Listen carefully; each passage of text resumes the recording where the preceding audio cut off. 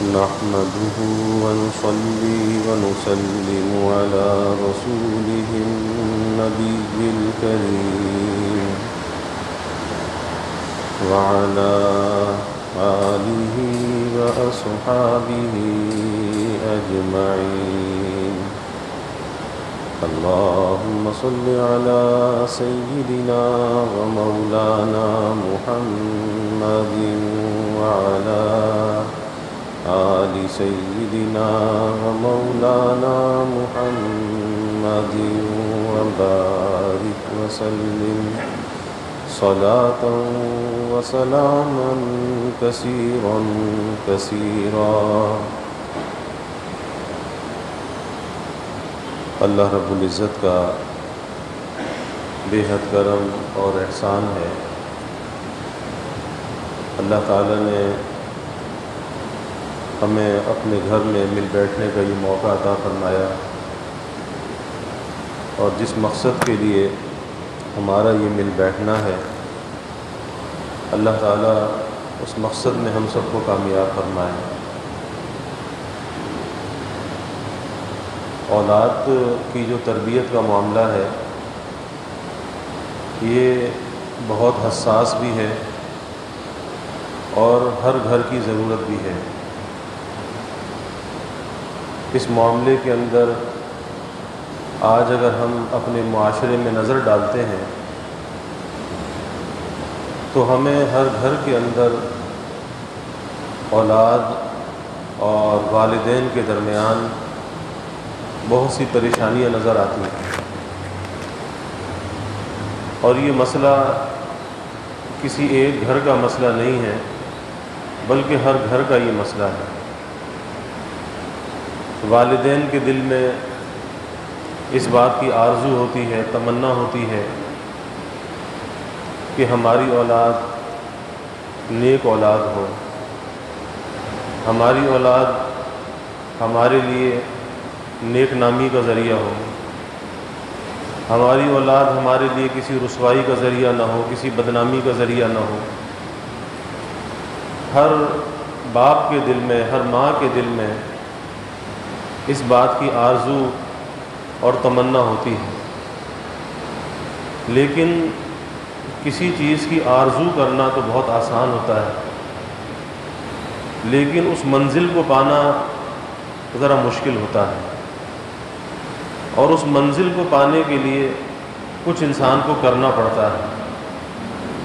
نری آرزو کرنے سے، اچھی تمنائیں رکھنے سے انسان کو منزلیں نہیں ملا کرتی ہیں.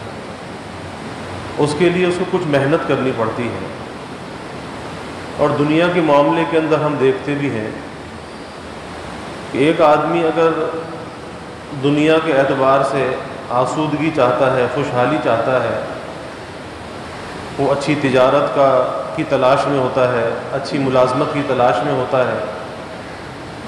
وہ صرف آرزو اور تمنا پر نہیں بیٹھتا کہ دل میں آرزو اور تمنا لے کر بیٹھ جائے کہ اچھا کاروبار مل جائے یا اچھی ملازمت مل جائے اور اسے مل جائے. ایسا نہیں ہوتا. اس کے لیے انسان کوشش کرتا ہے، سر توڑ کوشش کرتا ہے، اور جب وہ کوشش کرتا ہے تو اللہ تعالیٰ اس کی کوشش کو رائگاں نہیں کرتا، ضائع نہیں کرتا. اللہ اس کی کوشش سے بڑھ کر اسے عطا فرما دیتا ہے. تو دنیا کے معاملے کے اندر ہمارا اصول یہی ہے کہ جب ہم کسی چیز کو حاصل کرنا چاہتے ہیں تو اس کے حصول کے ذرائع کو بھی اختیار کرتے ہیں، اور اپنی صلاحیتوں کو بھی استعمال میں لاتے ہیں، اپنی توانائیوں کو استعمال میں لاتے ہیں. پھر اللہ تعالیٰ اس منزل کے حصول کو، اس مقصد کے حصول کو ہمارے لیے اللہ آسان کر دیتا ہے. اسی طرح سے اولاد کی تربیت کا معاملہ ہے.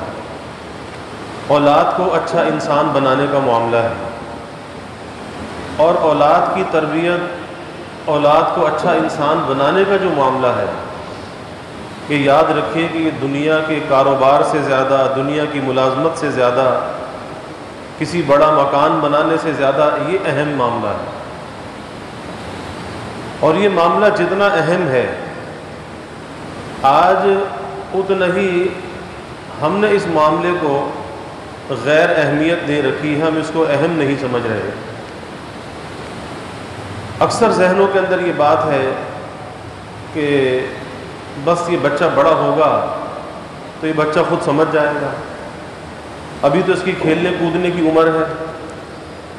حالانکہ یہ وہ وقت ہے کہ جیسے مثال ہے کہ جب کسی مکان کی تعمیر کی جاتی ہے تو اس مکان کی تعمیر میں جو سب سے زیادہ محنت ہوتی ہے اس کی بنیاد پر ہوتی ہے، کہ اگر اس مکان کی بنیاد صحیح رکھی گئی تو اوپر عمارت بھی صحیح تعمیر ہو جائے گی، اور اگر اس مکان کی بنیاد کے اندر کوئی خرابی پیدا ہو گئی تو پھر عمارت کی جو تعمیر ہے اس کے اندر وہ نقص، وہ خرابی دور نہیں ہوگا، کیونکہ بنیاد کے اندر ٹیڑھ پن آ گیا، بنیاد میں کوئی خرابی آ گئی، اب وہ اوپر کی تعمیر بھی اسی بنیاد کے اوپر چلے گی۔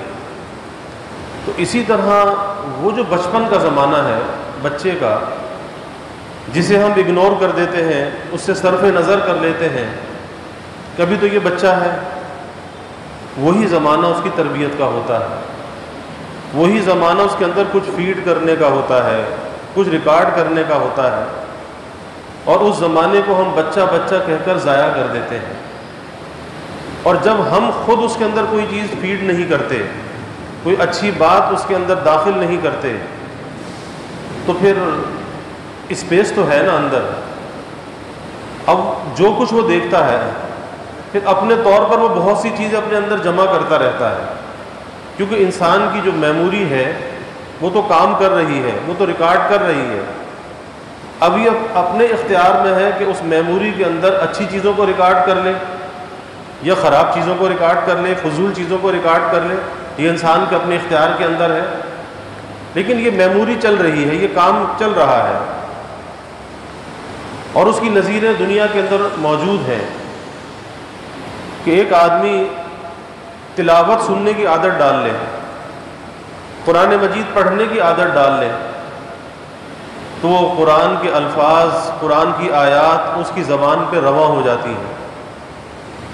اور اللہ نہ کرے کوئی گانے باجا سننے کی عادت ڈال لے تو کیا ہوگا، وہ گانے باجے کے الفاظ اس کی زبان پہ چلنا شروع ہو جائیں گے۔ اب یہ کیا چیز ہے، یہ اس کے تحت شعور کے اندر، اس کی میموری کے اندر وہ چیزیں محفوظ ہو رہی ہیں۔ اور بڑے انسان سے زیادہ جو بچے کی میموری ہے وہ بہت زیادہ حساس ہوتی ہے، اور بچے کی میموری، اس کے دماغ کی مثال ایسی ہے جو بزرگوں نے دی کہ ایک بالکل وائٹ پیپر ہے، بلینک پیپر ہے، قرطاس ابیض، ابھی اس پہ لکھا ہوا کچھ بھی نہیں ہے، اب اس پہ جو چاہے آپ لکھ لیں، اچھا لکھ لیں یا برا لکھ لیں، جو کچھ آپ اس پہ لکھ دیں گے، اور اگر آپ نہیں لکھیں گے کوئی اور لکھ دے گا، کسی ماحول میں جا کر لکھا جائے گا، کوئی یار دوست لکھ دے گا یا وہ خود کچھ لکھ لے گا، تو جیسا لکھا جائے گا، جیسی بنیاد پڑ جائے گی زندگی کے اندر، پھر بچہ اسی راستوں پر، اسی ڈگر پہ چلتا رہے گا۔ آخر کیا وجہ ہے کہ اللہ کے حبیب صلی اللہ علیہ وسلم نے ایک بات فرمائی، آپ نے فرمایا کہ بچہ جب 7 برس کا ہو جائے تو اس سے نماز پڑھواؤ۔ حالانکہ نماز تو فرض نہیں ہے، نماز تو بالغ ہونے کے بعد فرض ہے، تو یہ 7 برس کا بچہ ہے، ہمارے نزدیک ابھی وہ ناسمجھ ہے، اس میں اتنا شعور نہیں ہے، لیکن اللہ کے حبیب صلی اللہ علیہ وسلم کہتے ہیں اس سے نماز پڑھواؤ۔ اب اس پر علماء نے بحث کی ہے، اس کی بہت سی توجیہات لکھی ہیں کہ اتنے چھوٹے بچے سے نماز کیوں پڑھوائی جا رہی ہے۔ بات یہ ہے کہ نماز اس کے ذمے فرض تو نہیں ہے، لیکن یہ اس کی زندگی کے تربیت کا حصہ ہے، کہ ابھی سے اگر ہم نے اس کو نماز پڑھانے کی عادت ڈالی تو اس کی زندگی کے اندر ایک نظم و ضبط آئے گا، اسے معلوم ہوگا کہ مجھے فلاں وقت پہ فلاں کام کرنا ہے اور مجھے اللہ کے سامنے جھکنا ہے، اور اس نماز کے اثرات اس کی زندگی پر آئیں گے، اس کے دل دماغ پر آئیں گے، اور اس کی زندگی کے اندر ایک خوش نما تبدیلی کا آغاز ہو جائے گا۔ اور جب فرمایا کہ 10 سال کا ہو جائے، اب اگر وہ نماز میں سستی کر رہا ہے تو سختی کر کے اس سے نماز پڑھواؤ، تنبیہ کر کے نماز پڑھواؤ، حالانکہ نماز تو اب بھی فرض نہیں ہے، لیکن اس کی زندگی کے اندر نظم و ضبط لانے کے لیے اور ایک اللہ کے دھیان کو قائم کرنے کے لیے، اللہ کی یاد کو دل میں لانے کے لیے کہ ہمارے ذمے کوئی فریضہ آنے والا ہے، اس فریضے کی تیاری پہلے سے ہے۔ آدمی سفر پہ جاتا ہے نا، تو یہ نہیں ہوتا کہ سفر پہ اٹھا اور چل دیا، سفر کی تیاری پہلے سے کرتا ہے۔ اسی طریقے سے اس کی زندگی کے سفر میں نماز کا فریضہ آنے والا ہے، لیکن اس کی تیاری تم 7 سال پہلے سے شروع کر دو، 14 سال میں بالغ ہوگا، لیکن تیاری آپ 7 سال پہلے سے کر رہے ہیں۔ یہ کیا ہے؟ یہ اس کی زندگی کے اندر تربیت کا حصہ ہے، یہ نماز اس کی تربیت کر رہی ہے۔ اور اللہ نے قرآن میں بھی کہا ان الصلاۃ تنہی عن الفحشاء والمنکر، کہ بے شک یہ نماز فحشاء سے، یہ نماز برائی سے روکتی ہے۔ تو جو بچہ بچپن سے نماز کا عادی ہوگا تو یہ نماز اس کے لیے برائی سے روکنے کا ذریعہ بن جائے گی، اس لیے کہا کہ اس کو بچپن سے نمازی بناؤ۔ تو میں یہ عرض کر رہا تھا کہ اس بچے کے بچپن کی جو عمر ہے، ایک زمانہ تھا کہ جس میں ماں باپ اولاد کی فکر زیادہ کرتے تھے، اور وہ فکر زیادہ یوں کرتے تھے کہ اپنا وقت اپنی اولاد کو دیتے تھے۔ لیکن آج کا زمانہ اتنی مصروفیت کا زمانہ ہے، اور ہم نے اتنا مصروف اپنے آپ کو کر لیا ہے دنیا کے مشاغل میں کہ اگر سب کاموں کے لیے وقت ہے، لیکن اگر وقت نہیں ہے تو اپنی اولاد کے لیے وقت نہیں ہے۔ اس زمانے کا، ہمارے موجودہ زمانے کا اور ہمارے گھر گھر کا جو المیہ ہے، یہ بہت بڑا المیہ ہے کہ ہم دنیا جہاں کو تو وقت دیتے ہیں، میٹنگیں اٹینڈ کرتے ہیں، بڑی بڑی تقریبات کو اٹینڈ کرتے ہیں، لیکن جو اپنے بچوں کو انٹرٹین کرنا چاہیے ہم اپنے بچوں کو انٹرٹین نہیں کرتے۔ یہ ہمارا بہت بڑا المیہ ہے۔ یہی وجہ ہے کہ جب ہم ان بچوں کو اپنا وقت نہیں دیتے، ہاں اچھا لباس دے دیتے ہیں، اچھی سواریاں گھر میں رکھتے ہیں، اچھا کھانا ان کو کھلاتے ہیں، ایئر کنڈیشن کمروں میں ان کو سلاتے ہیں، لیکن یہ سب خارجی چیزیں ہیں، یہ باہر کی چیزیں ہیں۔ تربیت تو انسان کے اندر سے آتی ہے، ان باہر کی چیزوں سے تربیت نہیں آتی۔ یہ کھانا تربیت نہیں کرتا، یہ لباس تربیت نہیں کرتا، یہ بڑا مکان تربیت نہیں کرتا، اور کبھی کبھی یہ چیزیں بگاڑ کا ذریعہ بھی بن جاتی ہیں کہ میں ایسا کھاتا ہوں، اتنا قیمتی لباس پہنتا ہوں، میں برانڈڈ کپڑے پہنتا ہوں، اتنی عالیشان گاڑیوں میں سفر کرتا ہوں، ایئر کنڈیشن کمروں میں سوتا ہوں، تو کبھی کبھی یہ چیزیں بگاڑ کا ذریعہ بھی بن جاتی ہیں۔ اگر انسان کی تربیت نہ ہو وہ تکبر اور بڑائی کا شکار بھی ہو جاتا ہے۔ تو یہ چیزیں کسی انسان کو اچھا انسان نہیں بنا سکتی۔ اچھا انسان تو جب بنتا ہے کہ جب ماں باپ اس کے اوپر محنت کرتے ہیں، اور آج ماں باپ نے محنت کرنا چھوڑ دیا ہے۔ پہلی مائیں بھی محنت کرتی تھی، باپ بھی محنت کرتا تھا، لیکن اب ماں باپ نے اس بچے کو موبائل کے حوالے کر دیا، اس کے رحم و کرم پہ چھوڑ دیا، ٹیبلیٹ دے کر اس کے رحم و کرم پہ چھوڑ دیا، ایک کمپیوٹر کی اسکرین کے سامنے بٹھایا تو اس کے رحم و کرم پہ چھوڑ دیا۔ اور یہ ایک زمانہ تھا نا، کہتے تھے کہ یہ زمانہ ترقی کر رہا ہے، ٹیکنالوجی کا زمانہ ہے، اور دنیا اتنی محدود ہو گئی کہ ایک گلوبل ویلیج بن گئی، دنیا سمٹ کر آپ کی ہتھیلی پر آ گئی، اتنی محدود ہو گئی۔ تو واقعی اس میں تو شک نہیں ہے کہ دنیا بالکل محدود ہو گئی، ایک بالکل گلوبل ویلیج بن گئی، اس میں کوئی شک کی بات نہیں ہے۔ لیکن اب اس پر بھی تحقیق ہو رہی ہے کہ اس کا فائدہ کتنا ہوا اور نقصان کتنا ہوا، اس پر ریسرچ ہو رہی ہے۔ اور ریسرچ کرنے والوں نے کہا کہ اب یہ جو سوشل میڈیا کا استعمال، یہ انٹرنیٹ کا استعمال، اب یہ ایک نشے کی صورت اختیار کر گیا، اس لیے اس کو سائبر ایڈکشن کا نام دیا کہ یہ اب ایک نشے کی صورت اختیار کر گیا ہے۔ اب یہ ضرورت سے بات کہیں آگے بڑھ گئی ہے اور ایک نشے کی صورت یہ اختیار کر گیا ہے، اور یہ نشہ بچوں میں بھی موجود ہے، اور یہ نشہ بڑوں کے اندر بھی موجود ہے، مردوں میں بھی ہے، خواتین کے اندر بھی ہے۔ اور یہ وہ رکاوٹ اس زمانے کے اندر ہے کہ جو اولاد کی تربیت کے اندر سب سے زیادہ رکاوٹ بن رہا ہے۔ دیکھیں اللہ تعالیٰ نے انسان کے اندر کسی بھی کام کے کرنے کی کچھ صلاحیت رکھی ہے، کچھ قوت رکھی ہے۔ ایک آدمی ہے، جیسے نوکری کا بھی اصول ہے کہ 8 گھنٹے کی جاب ہونی چاہیے، بعض جگہ پر یہ ہے کہ 6 گھنٹے کی جاب ہونی چاہیے۔ یورپ میں آپ جائیں، کہتے ہیں 6 گھنٹے سے زیادہ کام نہیں لینا چاہیے، اس سے زیادہ کام لینا انسان پر زیادتی کرنا ہے۔ وہاں پر اصول ہے کہ ہائی وے پر اگر ڈرائیور گاڑی چلاتا ہے اسے 2 گھنٹے کے بعد ٹھہرنا چاہیے، کیونکہ اسے 2 گھنٹے کے بعد ریسٹ لینا اس کے لیے ضروری ہے۔ تو یہ ایک تحقیق ہے کہ انسان کتنا کام کر سکتا ہے۔ تو جب آدمی اپنی صلاحیت کو، اپنے وقت کو یا اپنے آپ کو ایسی چیزوں کے اندر تھکا دیتا ہے کہ جن چیزوں سے وہ بظاہر اپنے آپ کو انٹرٹین کر رہا ہوتا ہے لیکن در حقیقت اپنے کو تھکا رہا ہوتا ہے، اب اس تھکانے کے بعد اس کی کیفیت یہ ہوتی ہے کہ اس کے لیے شوہر کے پاس بیوی کے لیے وقت نہیں ہے، اور بیوی کے پاس شوہر کے لیے وقت نہیں ہے کہ 2 گھڑی کچھ بیٹھ کر باتیں کریں، ماں باپ کے پاس اولاد کے لیے وقت نہیں ہے، اور اولاد بھی چونکہ اسی نشے کے اندر مبتلا، اسی ایڈکشن کے اندر مبتلا، تو ان کے پاس بھی وقت نہیں ہے کہ وہ ماں باپ کے ساتھ بیٹھ کر 2 گھڑی باتیں کر لیں، کیونکہ اپنے آپ کو اتنا تھکا لیا اس چیز کے اندر، اب ہمت نہیں ہے کہ وہ کسی کے ساتھ بیٹھ کر 2 گھڑی باتیں کریں۔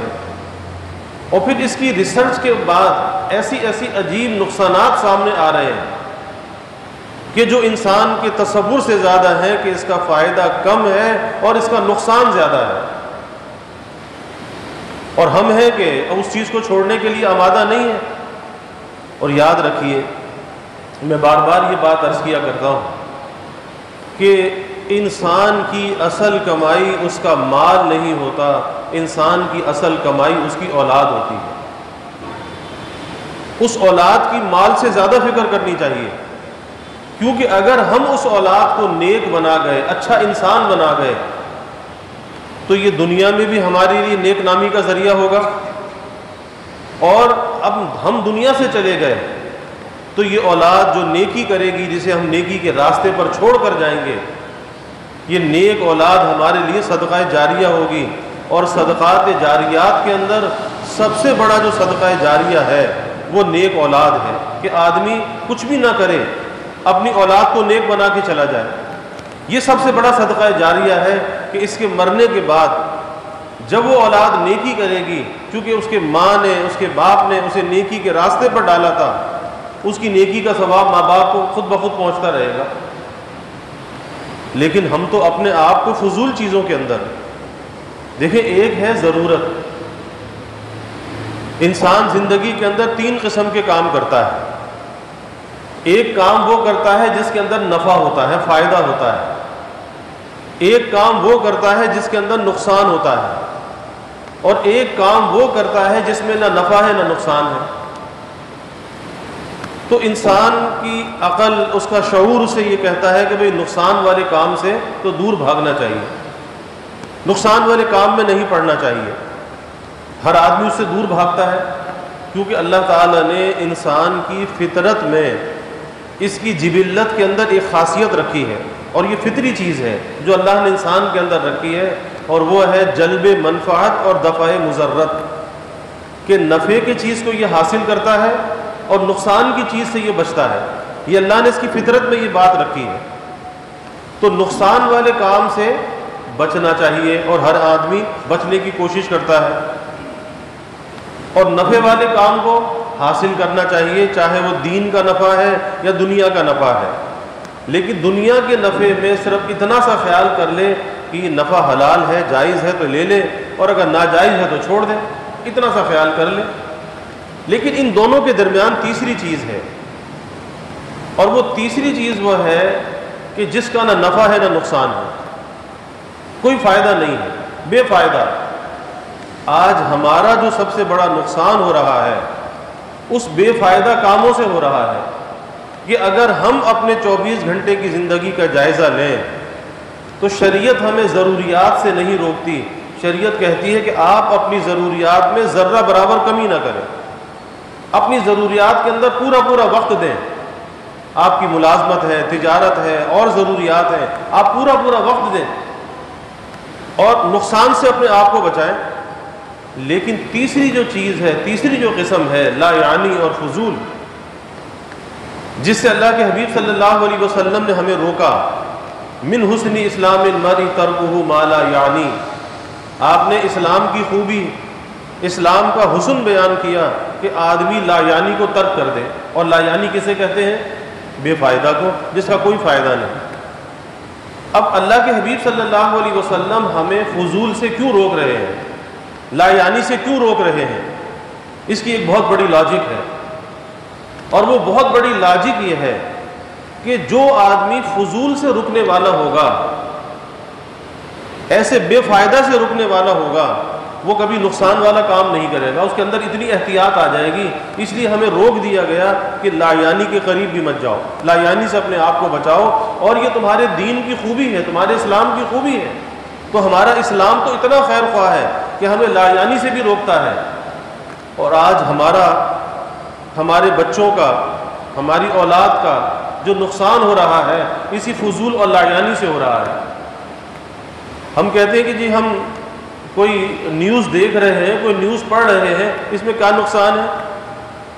تو بات یہ ہے کہ جن فضول چیزوں کو آپ دیکھ رہے ہیں وہ آپ کے دماغ میں جمع ہو رہی ہیں، آپ کی میموری میں جمع ہو رہی ہیں، تو اپنی میموری میں کوئی کارآمد چیزیں ڈالنی چاہیے، فضول چیزیں ڈالنے سے فائدہ کیا؟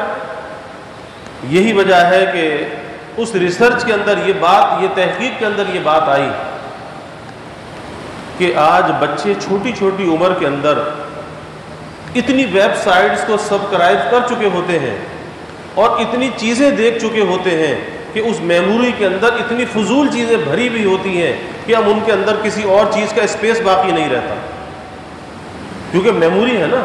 اب اس میں اندر کارآمد چیزیں ڈال دو تو آپ کو فائدہ دیں گی، اور فضول چیزیں ڈال دو تو نقصان دیں گی۔ تو اتنی چیزوں کو وہ دیکھ چکے ہوتے ہیں، سبسکرائب کر چکے ہوتے ہیں، اور وہ چیزیں اندر جمع ہو جاتی ہیں جو ان کے کام کی نہیں ہوتی۔ یہی وجہ ہے کہ یہ چیزیں بچے کی صلاحیتوں کو برباد کر رہی ہیں، اس کے اسکلز کو یہ چیزیں تباہ کر رہی ہیں۔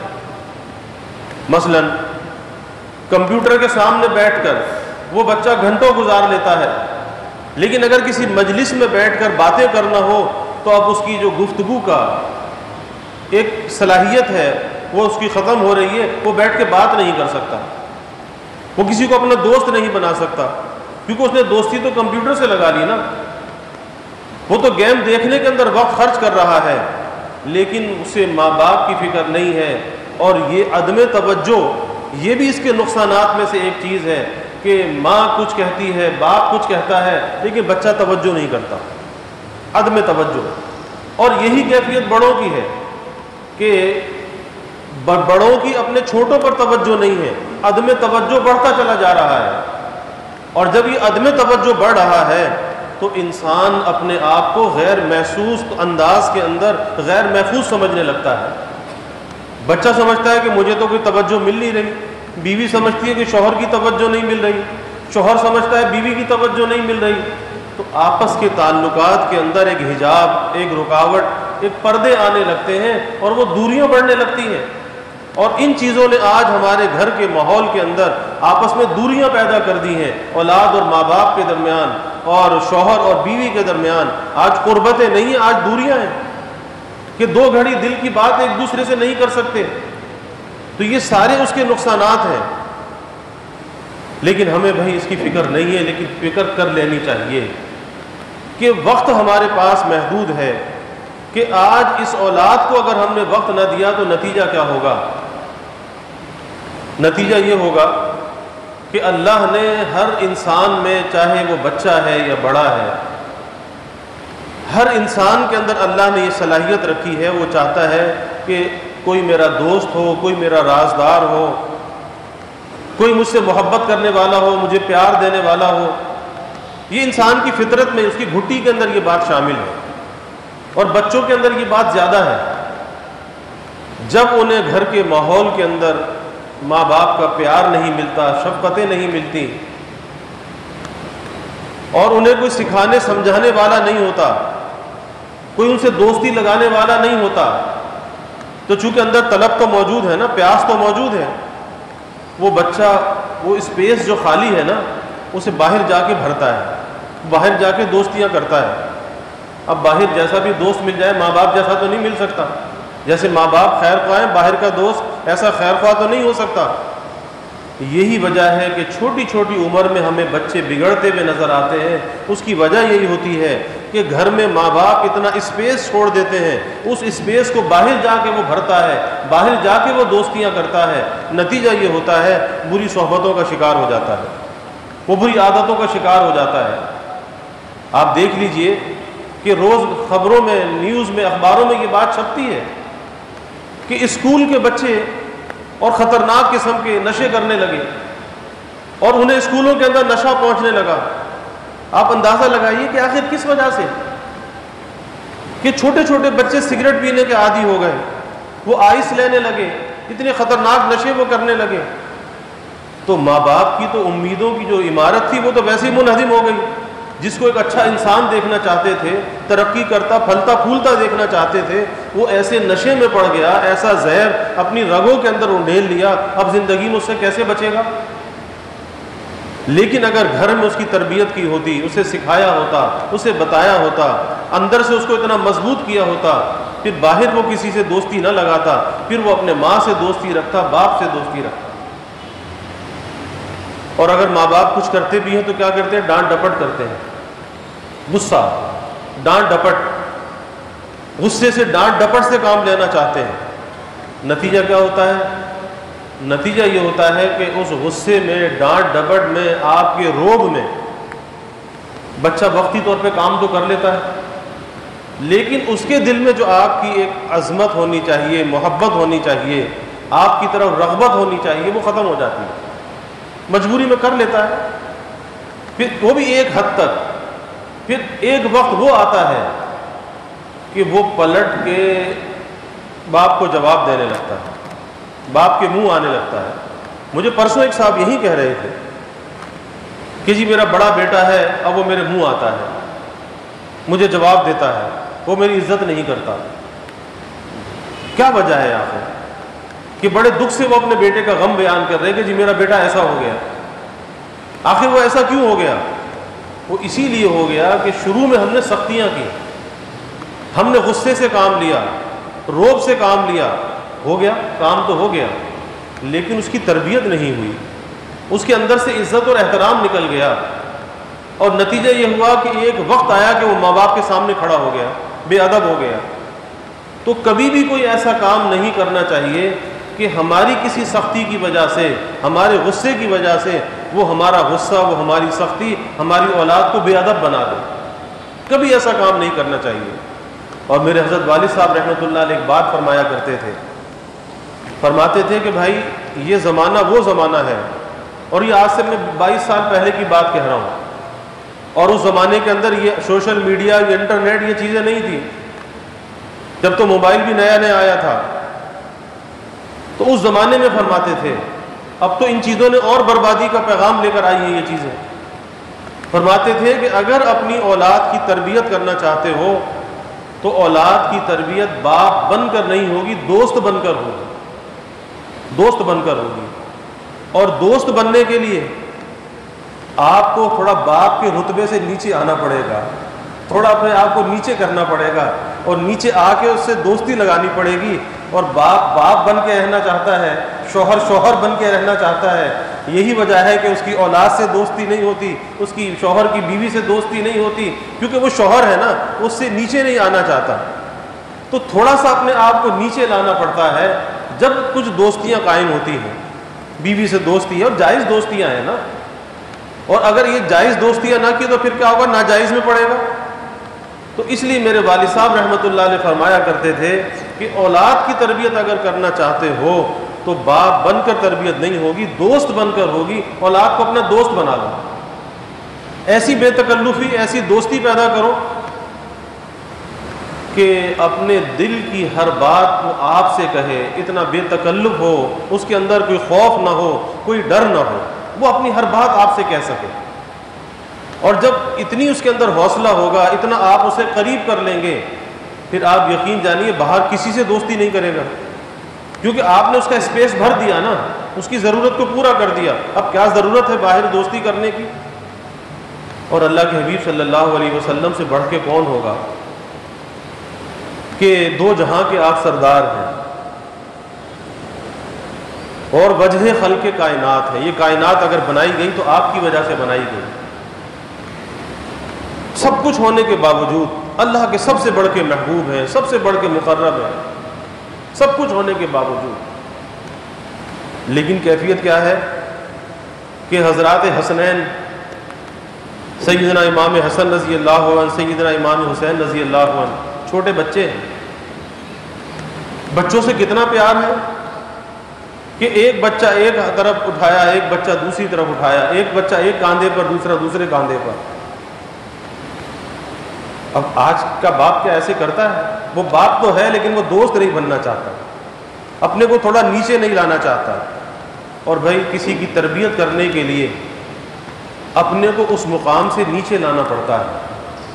آپ دیکھیں کہ جب بچہ مکتب میں قاعدہ پڑھنے کے لیے جاتا ہے، قرآن حفظ کرنے کے لیے جاتا ہے، تو جو قاری اس کو پڑھا رہا ہوتا ہے، وہ قاری پڑھانے والا اس سے رٹے لگواتا ہے، الف با تا سا. اگر وہ یہ رٹے نہ لگوائے، یہ سبق اسے یاد نہ کرائے، اس کا تلفظ صحیح نہ کرائے، تو کبھی وہ قرآن صحیح نہیں پڑھ سکتا. تو یہ جو استاد اس پہ محنت کر رہا ہے، یہ دراصل عروج سے نزول کر رہا ہے، اور نزول کر کے اس بچے پہ محنت کر رہا ہے، اور اس نزول کا نتیجہ یہ ہوتا ہے وہ بچہ بہترین حافظ بن جاتا ہے، بہترین قاری بن جاتا ہے. اور اگر وہ استاد عروج سے نزول نہ کرے، وہ کبھی بچہ پڑھ نہیں سکتا، نہ اچھا حافظ بن سکتا، نہ اچھا قاری بن سکتا. کس لیے بنتا ہے؟ استاد عروج سے جب نزول کرتا ہے. اسی طرح باپ جب اپنے عروج سے نزول کرے گا، جب ماں اپنے عروج سے نزول کرے گی، جب بچے کی تربیت ہوگی، اس کے ساتھ دوستی جب لگاؤ گے تو بچہ خود بھی بننا پڑے گا. جب اس کے ساتھ دوستی لگ سکتی ہے، اور ہم اپنے مقام پر رہیں تو کیسے ہوگا؟ نہیں ہو سکتا. اللہ کے حبیب صلی اللہ علیہ وسلم سے بڑھ کے کون ہوگا کہ آپ نماز میں ہیں، سجدے میں ہیں، حضرت حسین رضی اللہ عنہ آپ کی پیٹھ پر چڑھ جاتے ہیں اور آپ اپنے سجدے کو طویل کر دیتے ہیں. یہ نہیں کہ بچے کو ہٹاؤ، یہ کیا ہے، نہیں، سجدے کو طویل کر دیتے ہیں. کتنا بچوں سے پیار ہے، کوئی دھتکارتے نہیں ہیں، کوئی غصہ نہیں فرماتے. یہاں سے تربیت کے اصول ہمیں ملتے ہیں کہ بچوں کے ساتھ کتنا بے تکلف ہونا چاہیے. آپ صلی اللہ علیہ وسلم منبر پر کھڑے ہو کر خطبہ دیتے ہیں، دیکھتے ہیں کہ امام حسین رضی اللہ عنہ مسجد میں داخل ہوتے ہیں، بچے ہیں، لڑکھڑاتے ہوئے آ رہے ہیں، منبر سے اترتے ہیں اور اپنی گود میں انہیں لے لیتے ہیں اور گود میں لے کر خطبہ شروع کر دیتے ہیں. یہ ساری چیزیں کس کے لیے؟ ہماری تربیت کے لیے ہیں کہ ہمیں بچوں کے ساتھ کیسا برتاؤ کرنا چاہیے اور انہیں کس طرح سے اپنے قریب کرنا چاہیے. آج ہم نے اس چیز کو جب چھوڑ رکھا ہے، اس کے نقصانات، اس کے نتائج پھر ہم بھگت بھی رہے ہیں کہ عدم توجہ اور اس کا نتیجہ عدم برداشت. گھر گھر کا یہ مسئلہ ہے کہ بیٹا باپ کی بات سننے کے لیے تیار نہیں اور باپ بیٹے کی بات سننے کے لیے تیار نہیں. بیٹے نے کچھ کہا تو باپ کا غصہ آ گیا، اور باپ نے کچھ کہا تو بیٹے کو غصہ آ گیا. شوہر نے کچھ کہا تو بیوی کو غصہ آ گیا، بیوی نے کچھ کہا تو شوہر کو غصہ آ گیا. یہ کیا ہے؟ یہ عدم برداشت ہے. اور اس عدم برداشت کا سبب کیا ہے؟ سبب یہ ہے کہ ہم نے اپنی زندگی کے اندر بہت سی فضولیات کو داخل کر رکھا ہے. اور وہ فضولیات کیا ہیں؟ وہ یہی تو ہے کہ ابھی اپنے وقت کا اندازہ لگائیں کہ کتنا وقت اپنی اولاد کو دیتے ہیں، کتنا وقت شوہر بیوی کو دیتا ہے. ہم فیس بک کو کتنا وقت دیتے ہیں، یوٹیوب کو کتنا وقت دیتے ہیں، کتنا وقت سوشل میڈیا پہ برباد کرتے ہیں، ساری رات ضائع کر دیتے ہیں. ارے رات تو اللہ نے آرام کے لیے بنائی تھی، اور جب فطرت سے لڑتے ہیں، دن میں سوتے ہیں، تو نتیجہ اس کے بہت سے نقصانات ہیں. رزق کی بے برکتی بھی ہے اور صحت کی بربادی بھی ہے کہ رات اللہ نے آرام کے لیے بنائی، تم فطرت سے لڑے، اولاد بھی جاگ رہی ہے، ماں باپ بھی جاگ رہے ہیں. کیا جی گھروں میں 3 بجے تک رات کو جاگتے ہیں اور صبح فجر کی نماز کوئی نہیں پڑھتا، گھر میں تلاوت کوئی نہیں ہوتی. ہاں رات 3 بجے تک جاگ لیتے ہیں. تو کس نے کہا کہ بھائی 3 بجے تک جاگو؟ وہ جاگنا یہ تعریف کا کام ہے؟ بھائی عشاء کی نماز پڑھو، سو جاؤ، تاکہ رات کے اخیر حصے کے اندر آنکھ کھل جائے. اللہ ہمت دے تو تہجد کی نماز پڑھو، اللہ سے مانگو. وہ وقت اللہ سے مانگنے کا وقت ہے. اللہ سے رجوع کرنے کا وقت ہے، اللہ کی رحمت کے دروازے کھلے ہوئے ہوتے ہیں، عین اس وقت آ کے ہم سو جاتے ہیں، شیطان سلا دیتا ہے، اور صبح کی نماز بھی قضا۔ ارے وہ اللہ سے مناجات کرنے کا وقت اتنا قیمتی وقت ہے، اس سے قیمتی وقت 24 گھنٹے میں کوئی نہیں ہے کہ رات کے اخیر حصے میں بندہ اللہ سے مانگنے والا بن جائے، اور وہ جب مانگ سکتا ہے جب رات کو جلدی سو جائے۔ تو ہم اپنی صلاحیتوں کو فضولیات میں ضائع کر رہے ہیں، اس لیے بھائی ہمیں فکر کرنی چاہیے، اور ہمیں مثال نہ کہ ہوش کے ناخن لینے چاہیے، بیدار ہونا چاہیے، اس غفلت سے نکلنا چاہیے، اور سب سے زیادہ محنت جو کرنی چاہیے وہ اپنے گھر کے ماحول پہ کرنی چاہیے۔ اللہ نے قرآن میں کیا کہا؟ یا ایھا الذین آمنوا قوا انفسکم واہلیکم نارا، اے ایمان والو اپنے آپ کو دوزخ کی آگ سے بچاؤ اور اپنے گھر والوں کو دوزخ کی آگ سے بچاؤ۔ پتہ یہ چلا کہ اپنی تربیت اور اپنے گھر والوں کی تربیت اور انہیں دوزخ سے آگ سے بچانا، اپنے آپ کو دوزخ کی آگ سے بچانا، یہ ہر ایمان والے کے ذمے واجب ہے، کیونکہ اللہ ہم سے خطاب کر رہا ہے، اللہ ہمیں حکم دے رہا ہے کہ اپنے آپ کو دوزخ کی آگ سے بچاؤ اور اپنے گھر والوں کو دوزخ کی آگ سے بچاؤ۔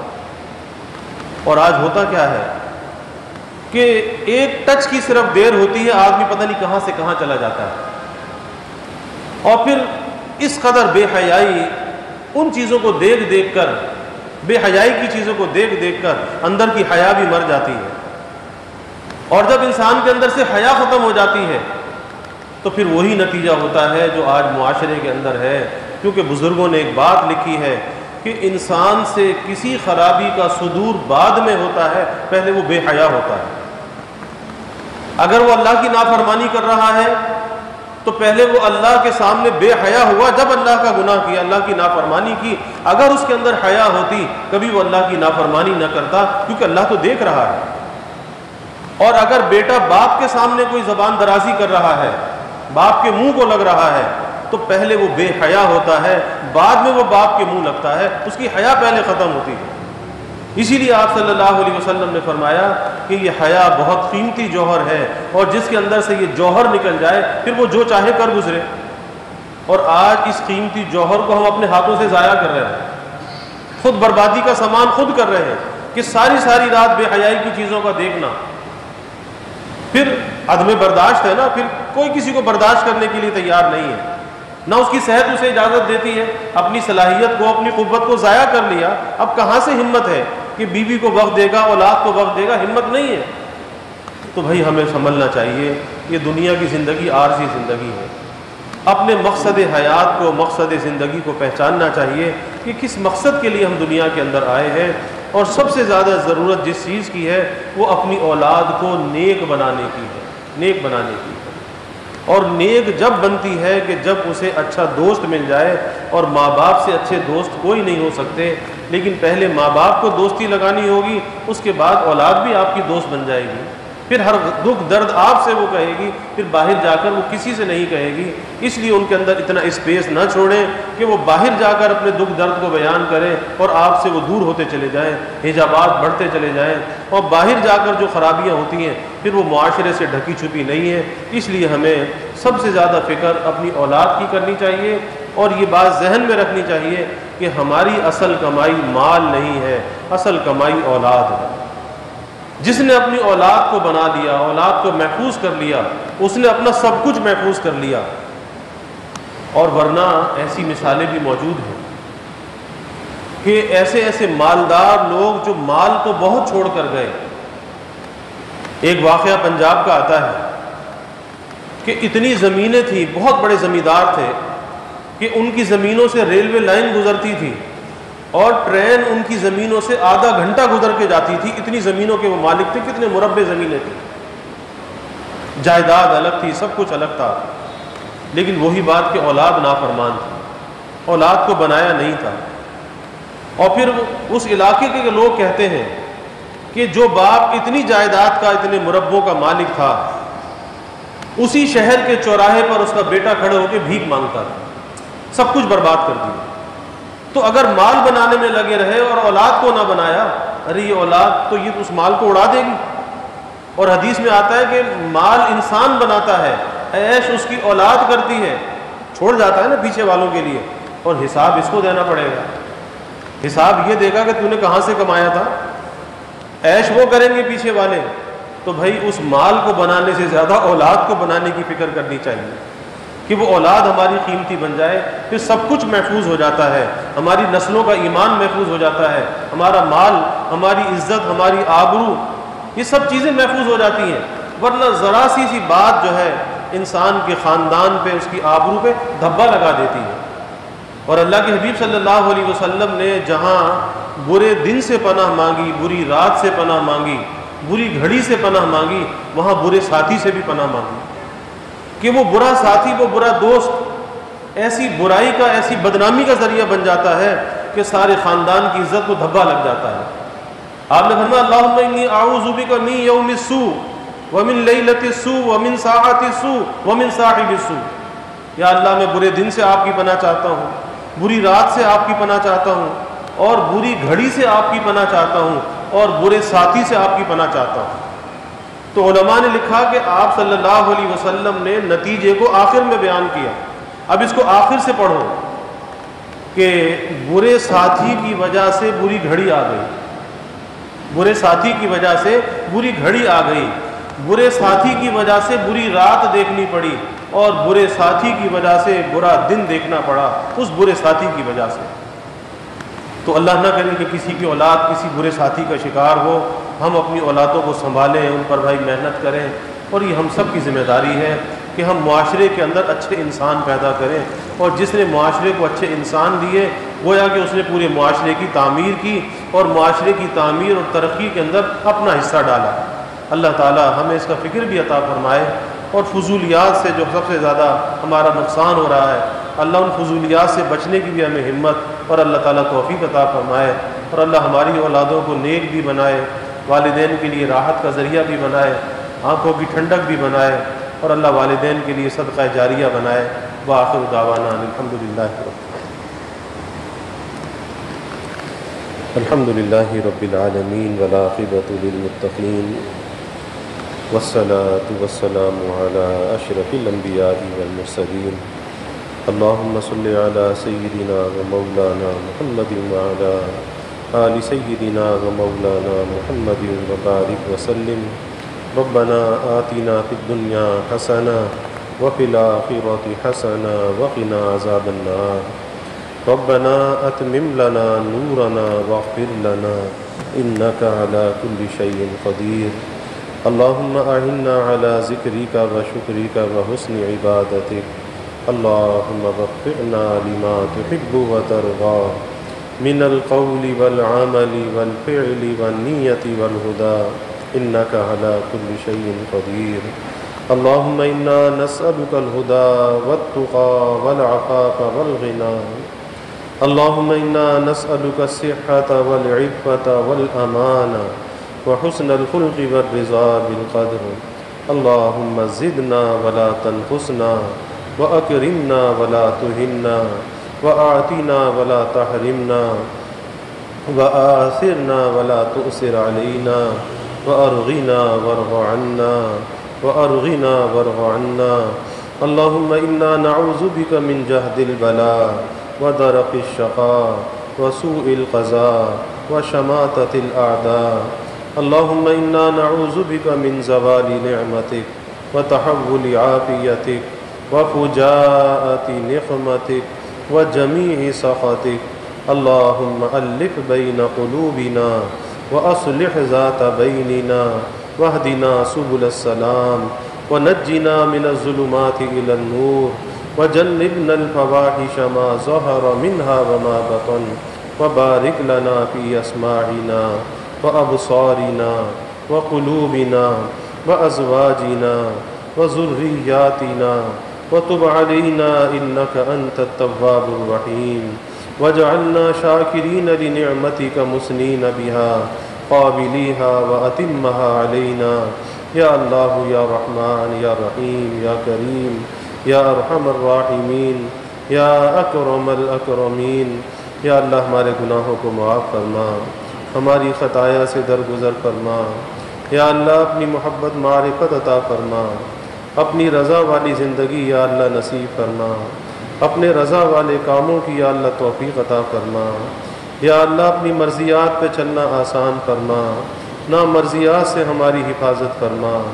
یا اللہ ہمارے اس مل بیٹھنے کو اپنی بارگاہ میں قبول فرما۔ یا اللہ جس مقصد کے لیے یہ مل بیٹھنا ہوا، تربیت اولاد کے لیے، اے اللہ اس مقصد میں ہمیں کامیاب فرما۔